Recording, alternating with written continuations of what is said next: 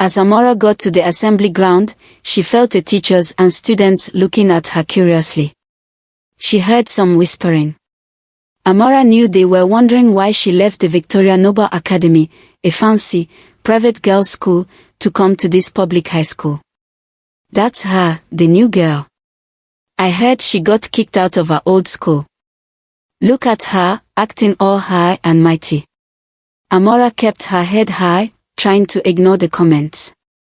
She found a spot at the back of the assembly and stood quietly, waiting for the principal to speak. Mr. John, the principal of IK High School, was a tall man with a stern face. He stepped onto the stage and cleared his throat loudly. "Good morning, students," he began, his voice booming across the field. "Today, we have a new addition to our school. Amora, please come forward." Amora's heart raced as she made her way to the front. She could feel hundreds of eyes on her, judging her every move. "This is Amora," Mr. John Eno said. "She's joining us from Victoria Noble Academy. I expect all of you to make her feel welcome." As Amora stood there, she could hear the murmurs grow louder. Victoria Noble Academy was well known, and many were wondering why she had left such a prestigious school. After the assembly, Amora headed to her new classroom. She sat at a desk in the back, hoping to avoid attention. But as students filed in, many of them stared at her openly. A girl with bright red hair plopped down in the seat next to Amora. "Hi, I'm Amoka," she said with a friendly smile. "You're the new girl, right? From that fancy school?" Amora nodded, relieved to find someone who seemed nice. "Yes, I'm Amora. It's nice to meet you." So, Amoka leaned in, her voice lowering to a whisper. "Why'd you leave your old school? Must have been something big to end up here." Amora felt her face grow hot. She opened her mouth to respond, but before she could, a boy's voice cut through the chatter of the classroom. "I bet I know why she left," he said loudly. "My cousin goes to Victoria Noble, says there was a huge scandal about a girl who was sleeping with teachers for grades. Bet that was you, wasn't it?" The classroom fell silent. All eyes turned to Amora, waiting for her response. She felt her hands begin to shake. "That's not true," Amora said, her voice stronger than she felt. "Those were just rumors. I never did anything like that." The boy scoffed. "Sure, that's what they all say. Why else would you leave such a great school for this dump?" Amoka looked at Amora with wide eyes. "Is that true? Did you really?" Amora stood up abruptly, her chair scraping loudly against the floor. "I said it's not true," she repeated firmly. "I'm here to study and learn, just like the rest of you. What happened at my old school is in the past." Just then their class teacher walked in, ending the conversation. But Amora could still feel the stares and hear the whispers throughout the lesson. As the day went on, Amora found herself struggling to keep up with the lessons. The teaching style at IK High School was different from what she was used to, and the resources were limited. In math class, when the teacher asked a question, Amora raised her hand to answer, just like she always had.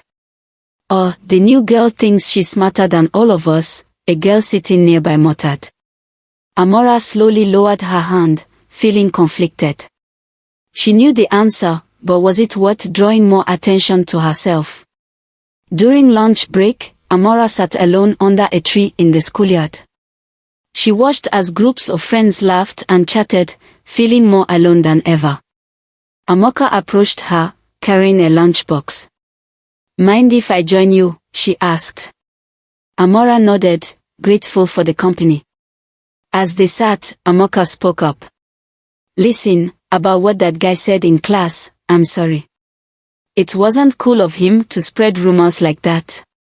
Amora sighed, "Thanks. It's not true. Yes, I made some mistakes at my old school, but I never did anything that bad.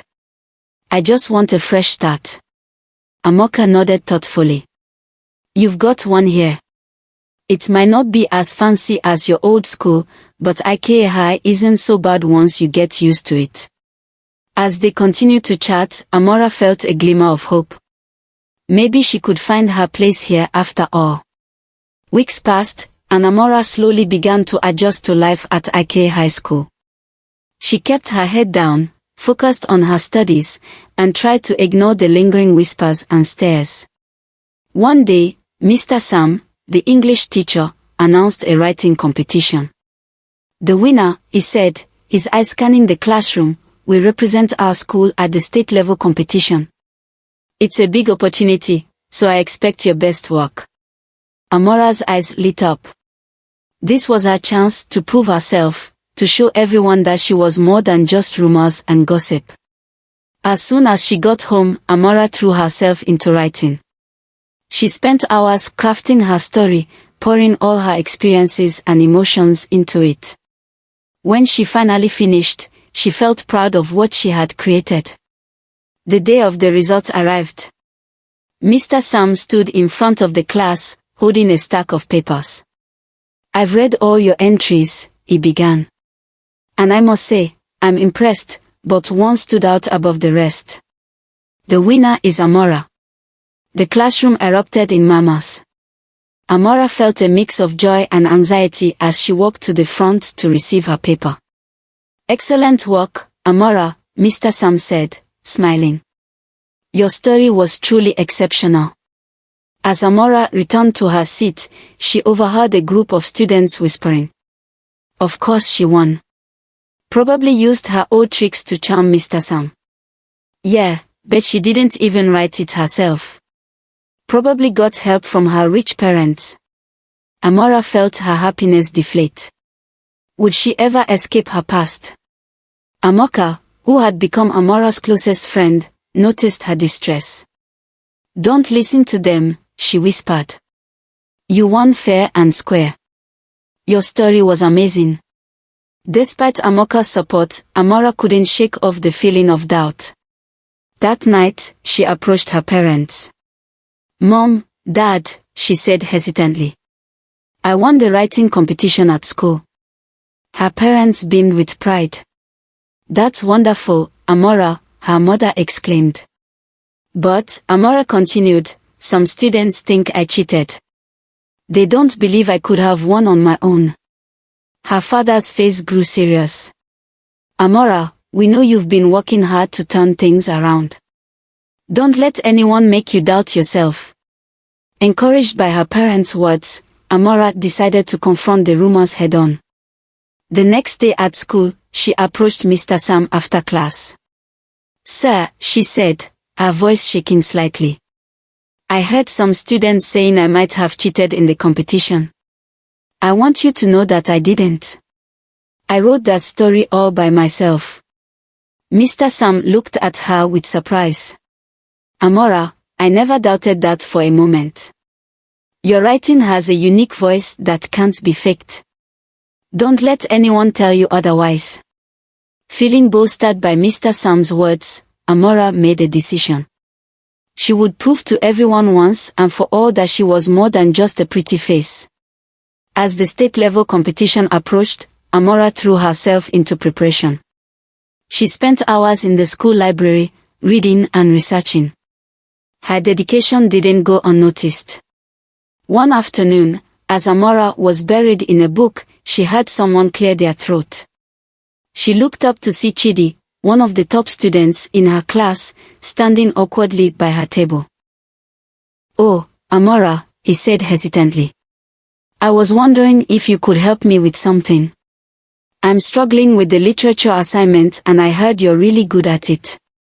Amora was surprised. This was the first time someone other than Amoka had approached her for help. "Sure," she said smiling. "What part are you having trouble with?" As they worked together, Amora found herself enjoying the process of explaining and teaching. Word spread quickly and soon other students were seeking her help too. Amoka watched this transformation with a grin. "Look at you," she said one day. "From outcast to unofficial tutor, I told you things would get better." Finally, the day of the state competition arrived. Amora was nervous when she found out that Victoria Noble Academy was also in the final round. She would be competing against her old school. The competition was held in a big hall. There were many people watching. When it was Amora's turn, she took a deep breath and started reading her story. As she read, the room got very quiet. Everyone was listening closely. Amora's story was about a girl who made mistakes but learned from them. It was really her own story. When Amora finished, there was a moment of silence. Then everyone started clapping loudly. The judges took a long time to decide. Finally, they were ready to announce the winner. The winner of this year's state writing competition is, the head judge paused, Amora Idris from IK High School. The IK High School students in the audience cheered loudly. Amora couldn't believe it. She had won. As Amora went to get her trophy, she saw her old teachers and classmates from Victoria Noble Academy. This could have been Victoria Noble Academy's victory if they hadn't expelled Amora. Backstage, while Amora was calling her parents to tell them the good news, she heard someone coming towards her. "Congratulations, Amora," a voice said. Amora looked up and saw Chinelo walking towards her, crying. "Amora, can you ever forgive me?" Chinelo said. "I'm so sorry for lying about you and telling everyone at school that you were sleeping with our male teachers." "You're sorry," Amora said angrily. "You told a lie that got me kicked out of school." "I was jealous and I let it control me," Chinelo said. "Please forgive me, Amora." "If you want me to forgive you, tell everyone the truth," Amora said, and then she walked away. Mr. John, who had come to watch, was smiling widely. "Well done, Amora," he said. "You've made IK High School very proud." Back at Victoria Noble Academy, Chinelo told the truth about what she had done. Miss Agatha, the principal, was shocked. "Chinelo, you almost ruined that girl's future with your lie." As punishment, Chinelo had to repeat her class and stay in school for 2 extra years. She would watch her classmates graduate, while she would stay back and become classmates with students younger than her. Mr. Is and Mr. Nwosu were declared unfit to be teachers and were sacked from Victoria Noble Academy. Meanwhile, at IK High School, things changed a lot. People stopped whispering about Amora. Instead, they asked her for help with their studies. Amora's study group got bigger and bigger. One day, Amora heard some students talking about her. "Remember when we thought she was just a rich, pretty girl?" one said. "Yeah, I feel bad about that now," another replied. "She's actually really nice and smart." Amora smiled to herself. She had finally found her place at IK High School. At the end of the school year, Mr. John called Amora to his office. "Amora," he said, "I'm very proud of you. You've done well in your studies, and you've helped other students too. You're a great student, and IK High School is lucky to have you." Amora felt happy tears in her eyes. "Thank you, sir," she said. "IK High gave me a second chance, and I'm grateful." As Amora left the office, she thought about everything that had happened. She came to IK High feeling alone and scared. But now she had good friends like Amoka, and she had proven that she was smart and hardworking. Amora learned that being pretty or smart wasn't enough. What mattered was how you used your talents to help others. She also learned that it's okay to make mistakes as long as you learn from them. As she joined her friends for lunch, Amora felt truly happy. She knew there would still be hard times ahead. But she was stronger now, and she had good friends to help her. Amora was no longer just a pretty girl from Victoria Noble Academy. She was Amora from IK High School. A good student, a helpful friend, and a state writing champion. And she was proud of who she had become. Thanks for watching, guys. And I will see you in my next story.